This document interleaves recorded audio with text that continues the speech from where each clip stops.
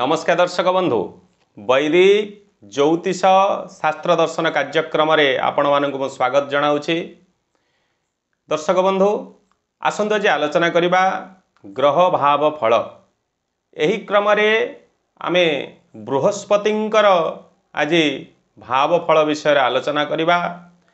भाव फल अर्थ लग्न कुंडली रे द्वादशटी अर्थात 12टी भाव अच्छी 12टी गृह अच्छी से ही प्रत्येक गृह रे बृहस्पतिंकर अवस्थान फल कौन मिलता है ताकू भाव फल कहा जाता है। यही क्रम आज बृहस्पतिंकर षष्ठस्थ भाव फल विषय आलोचना करिबा।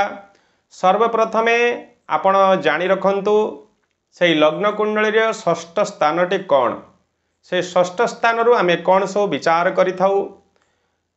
षष्ठ स्थान होउची रोग ऋण एवं रिपु अर्थात शत्रु। यदि षष्ठ स्थान आमे ए रोग विषय रे ऋण विषय रे एवं शत्रु विषय रे विचार करा जायते। बृहस्पति होउचंती ग्रहमानंकर मध्यरु सर्वाधिक शुभ फलदाता नैसर्गिक शुभग्रह होउचंती देवगुरु बृहस्पति। से देवगुरु बृहस्पति जतेबेले आपणकर षष्ठ स्थान रे अवस्थान करुछंती निश्चित आपण को शत्रु विजय करिथांती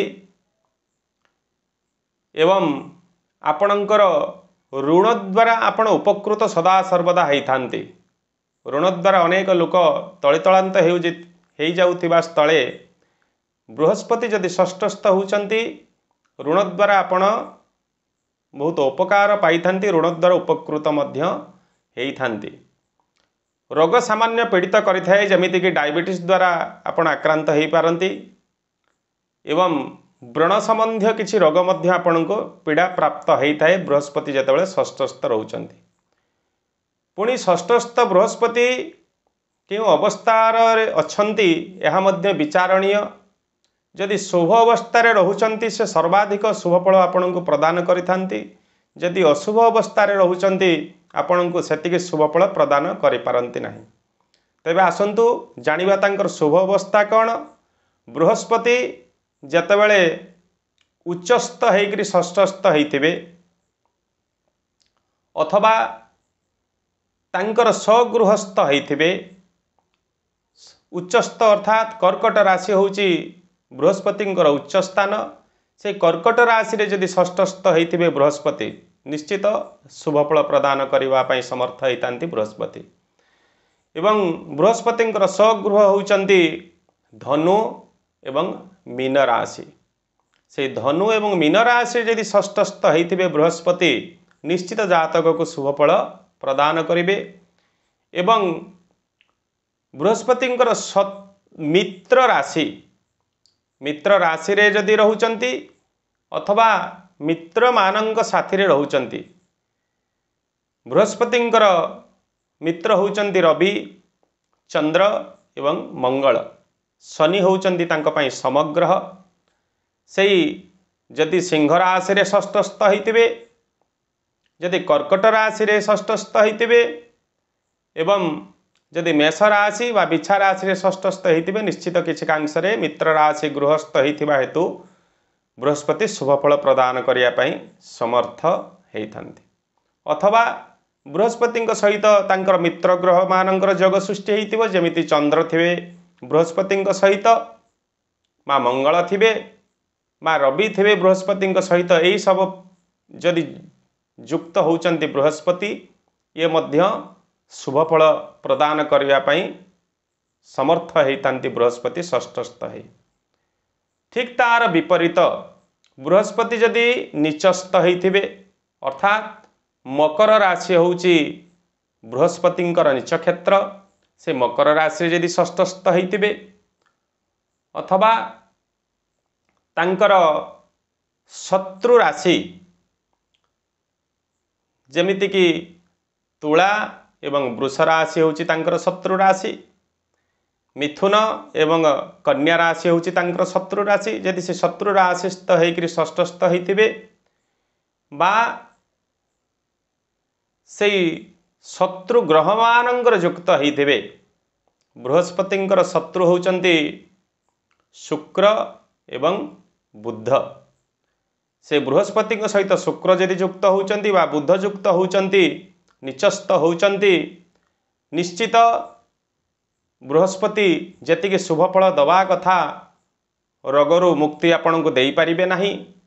ऋण द्वारा जेतिके उपकृत हवा कथा आपन उपकृत होई परिबे नाही एवं शत्रु विजयी आपन हेई परिबे नाही। आपन को हैरान हरकत हेई पारंती जीवन रे जदि उच्चस्थ रहउचंती मित्र क्षेत्रस्थ रहउचंती शुभ दृष्ट रहउचंती मित्र मानकर दृष्टि रे रहउचंती मित्र मानक सहित युक्त होइके रहउचंती। एही परिस्थिति रे बृहस्पति निश्चित षष्ठस्थ बृहस्पति जातक को निरोग शरीर प्रदान करने सहित ऋण द्वारा व्यापार वाणिज्य रे वृद्धि ऋण द्वारा भूमि एवं फार्मिंग क्षेत्र रे उच्च सफलता प्राप्ति व्यापार वाणिज्य रे सफलता प्राप्ति एवं उच्च पद मान धन इत्यादि प्राप्त करिया पई समर्थ होइतांती। ज्ञानर सर्वोच्च शिखर रे पहुंची थांती। गुरु पदवाच्य ही समस्तंकर प्रियर पात्र होइतांती। एही प्रकार भोग होइतांती यदि बृहस्पति शुभ अवस्था रे रहउचंती। अशुभ अवस्था रे तिले ठीक तार विपरीत एही प्रकार फल आपण भोग करि पारिबे नाही। जहाँ कि आपण को विभिन्न प्रकार जन वाहन गृह भूमि इत्यादि प्राप्ति रे बाधा गृह खंडे करिया पई आपण को असुविधा एवं मानर प्राप्त करि पारंती नाही। अपमान विभिन्न क्षेत्र रे अजथा प्राप्त करिबा एवं उच्च पदरु हरैबा उच्च पद प्राप्त न करि पारिबा आपणकर योग्यता थिबो आपण उच्च पद प्राप्त करि पारिबे नाही। आपणकर मान धन जश मध्य प्राप्त करने समर्थ हेबे नहीं यदि बृहस्पति अशुभ अवस्था रही षष्ठस्थ होती आपणकर लग्न कुंडली रे। यही प्रकार परिस्थिति निश्चित आपण सदा सर्वदा लक्ष्य करिवे। बृहस्पति षष्ठ रे रही से तांकर अमृत दृष्टि प्रदान करिथांती पंचम स्थान को सप्तम स्थान को एवं नवम स्थान को। बृहस्पतिंकर दृष्टि होची अमृत दृष्टि। बृहस्पति जो जगार रही थांती सेठी जेतिकी शुभफल प्रदान करि न थांती तांकर दृष्टि और जो जगह को पड़ी थाए से क्षेत्र शुभफल से अधिक प्रदान करि थांती। बृहस्पति षष्ठस्थ होई कर्मस्थान दशम स्थान को तांकर पंचम दृष्टि देई थांती। जहाँ कि आपणकर निश्चित जदि बृहस्पति शुभ अवस्था रे अछंती से शुभ अवस्था रे रही जदि षष्ठस्थ होइकरी दृष्टि दौरान पंचम स्थान अर्थात आपण दशम स्थान लग्न कुंडली दशम स्थान पंचम दृष्टि लग्न कुंडली दशम स्थान अर्थात कर्मस्थान को दृष्टि दौरान निश्चित कर्मर उन्नति उच्च पद मान इत्यादि प्राप्त होता है से जातक को। तांकर सप्तम दृष्टि द्वादश घर अर्थात व्यय स्थान को देखुंती जहाँकि तांकर अजथा व्यय न हो धर्म मार्ग रे धन से व्यय करिथांती। जेमिति यज्ञ रे देव गुरु ब्राह्मण को दान दरिद्र मान को दान एवं देवालय प्रतिष्ठा निर्माण इत्यादि कर्म रे से धन व्यय करिथांती से व्यक्ति।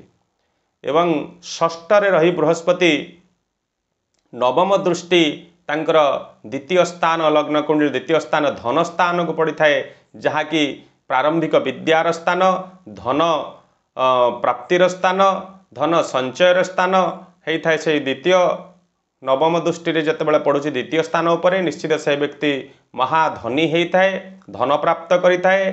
तांकर विद्यार सर्वोत्तम शिक्षा रही है उच्च शिक्षा क्षेत्र मध्य से सर्वोच्च उच्च शिक्षा प्राप्त करी मान सम्मान संसार रे प्राप्त करिथांती। एही प्रकार फल भोग होता है जेतबेले षष्ठस्थ बृहस्पति तांकर दृष्टि पंचम स्थान सप्तम स्थान एवं नवम स्थान को देइथांती कर्म भाव एवं व्यय भाव एवं धन भाव को दृष्टि पकई थांती। निजर गोत्र एवं नाम माध्यम रे निश्चित ये 27 गुरुवार आपण करिया पड़िबो। निश्चित बृहस्पतिंकर अशुभत्व फल खंड न जाई आपण शुभ फल भोग करिवे। तेबे दर्शक बंधु भिडियोटी को मुझे संपूर्ण कली पुणी थे आपण मानक सम्मुख में एक नूतन वीडियो सहित उपस्थित हेबी। सेतेबेले जाए ओम नमः शिवाय जय जगन्नाथ।